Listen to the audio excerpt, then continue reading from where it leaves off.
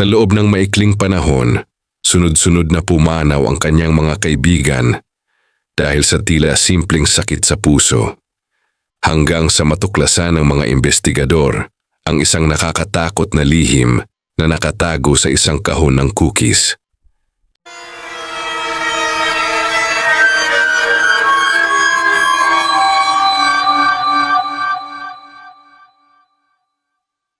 Si Iya Murano, na ang tunay na pangalan ay Bernardina Maria Mercedes Aponte Murano Bolla, ay isinilang noong Mayo 20, 1930 sa Argentina.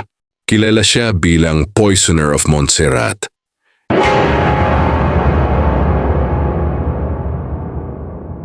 Isang babaeng nahatulan sa 3 magkakahiwalay na pagkamatay at nakulong ng 16 na taon.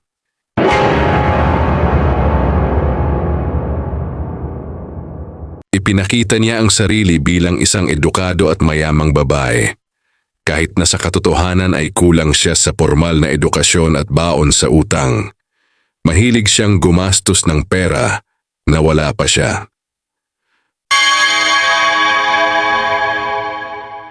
Bumibili ng mamahaling alahas at imported na damit upang mapanatili ang imahe ng marangyang pamumuhay. Noong Marso 1979, ang kanyang pinsan na si Carmen Zulema del Giorgio de Venturini ay nahulog sa hagdan ng kanilang gusali sa Hipólito Yrigoyen Street at namatay.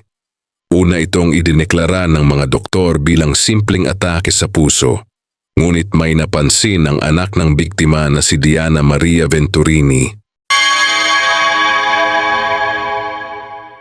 Nawala ang isang promissory note na nagkakahalaga ng 20 milyong piso mula sa mga gamit ng kanyang ina.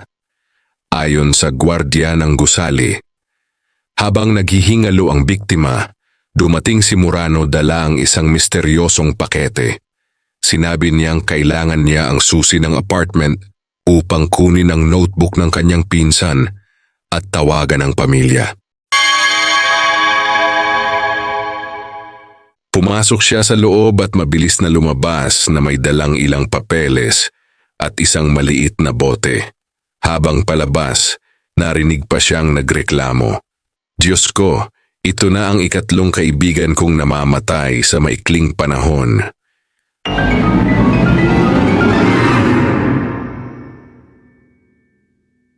Dahil sa mga kahina-hinalang pangyayari, isinagawa ang isa pang autopsy. Doon natuklasan ang presensya ng cyanide sa katawan ng biktima. Lumabas din sa investigasyon na ilang linggo bago nito, 2 kaibigan pa ni Murano, ang pumanaw si Nilda Gamba at si Lelia Formisano de Ayala. Pareho silang may utang na hindi nabayaran ni Murano at pareho ring nagpakita ng palatandaan ng pagkalason sa cyanide. Kalaunan natuklasan na ang lason ay itinago sa loob ng cornflour cookies, isang karaniwang merienda sa Argentina. Noong Abril 1979, inaresto ng pulisya si Murano sa kanyang bahay.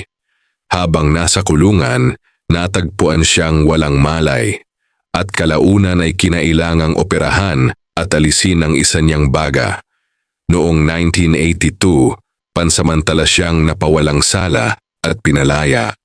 Ngunit makalipas ang ilang taon, muling binuksan ang kaso at siya ay tuluyang nahatulan.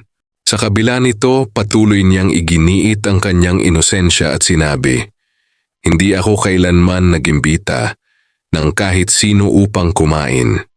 Dahil sa pagbabawas ng sentensya at sa tinatawag na 2-by-1 law, nakalaya siya matapos ang 16 na taon sa kulungan. Kalaunan, kumalat ang balita na ang ilang hukom na tumulong sa kanyang maagang paglaya ay nakatanggap umano ng isang kahon ng tsokolate bilang pasasalamat. Ngunit hindi na nalaman kung may sino man ang sumubok kumain nito.